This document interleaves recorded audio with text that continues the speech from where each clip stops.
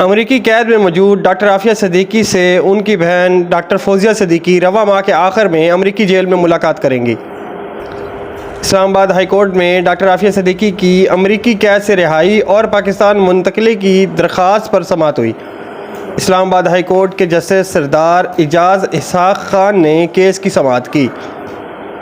Additional attorney general نے عدالت کو بتایا کہ عافیہ صدیقی کی بہن ڈاکٹر فوزیہ صدیقی کو امریکہ کا ویزا مل گیا ہے۔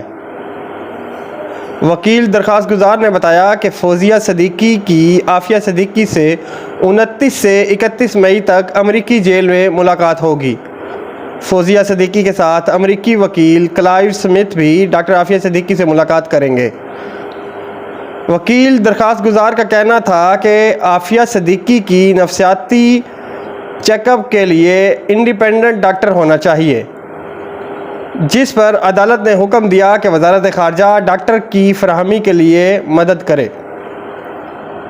عدالت نے حکم دیا کہ عافیہ صدیقی سے متعلق دستاویزات اور معلومات وکیل سے شیئر کی جائیں۔ امریکی وکیل کلائیو سمتھ یقین دہانی کرائیں گے کہ معلومات کیس کے علاوہ استعمال نہیں ہوں گی۔ امریکی وکیل کے ساتھ معلومات شیئر کرنے کا مقصد یہ ہے کہ وہ کیس تیار کر سکیں۔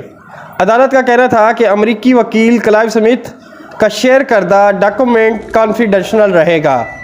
عدالت نے فوزیہ صدیقی کو ہدایت کی ہے کہ جب کبھی کوئی مسئلہ ہو تو درخواست دیں، اگلے دن سن لیں گے۔ کیس کی مزید سماعت عدالت نے 30 جون تک ملتوی کر دی ہے۔ ڈاکٹر فوزیہ صدیقی کو ویزا تو مل گیا، لیکن کیا ڈاکٹر فوزیہ صدیقی کی بحفاظت واپسی کی ضمانت حکومت پاکستان دے گی، یا پھر ڈاکٹر عافیہ صدیقی کی طرح ڈاکٹر فوزیہ صدیقی کو بھی اغوا کر لیا جائے گا؟